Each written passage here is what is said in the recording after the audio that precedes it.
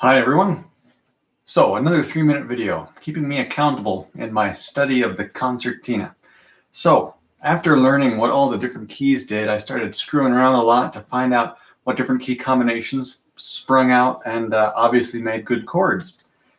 But one of the other things that I learned was pretty important early on was this extra key that's stuck out way here off by itself.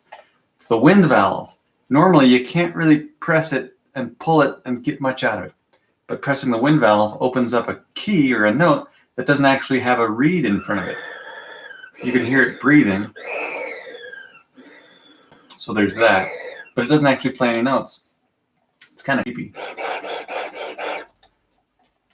That ends up being really important because, as we talked about, different keys mean something else whether you're pushing in or pulling out.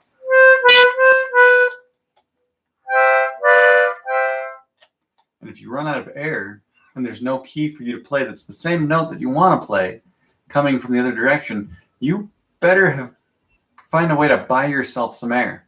And one way to do that is, let's say I know I'm going to need a lot of air to squeeze out of the squeeze box here later, and I'm playing these notes that involve pulling it out. I can buy myself extra movement out of a different chord so that it's more open when it's time to play a bunch while pushing in.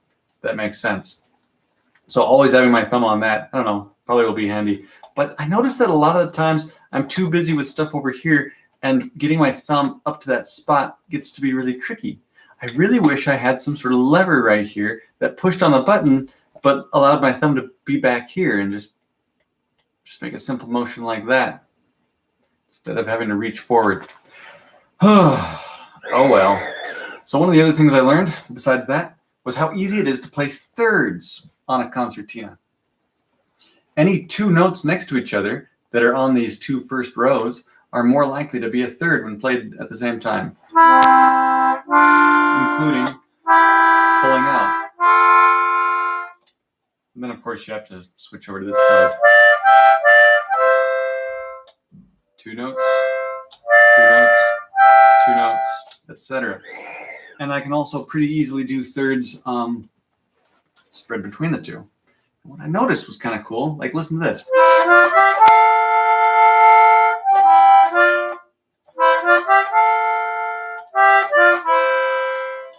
So that's a third, and I can't remember the technical term for it, but it's split apart, like the 2/3 are in different octaves. Is there like a counter? Oh shoot, it's almost 3 minutes already. Okay, so that's thirds, that's cool.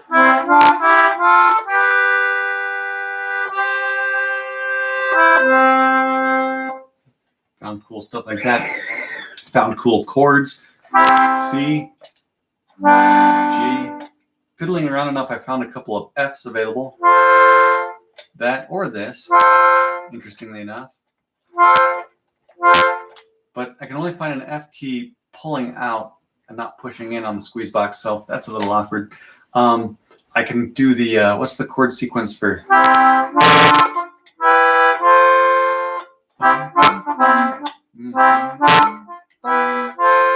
Wow, I'm really...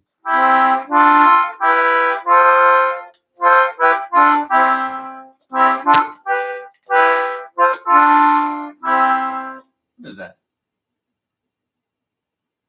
I feel like it's a very common set of chords for people to play on the piano and be like, hey, I'm 5 years old and I can play these chords. Isn't that neat, kind of thing. What's that song? I don't know. If you know the song, put it in the comments. That's all for now.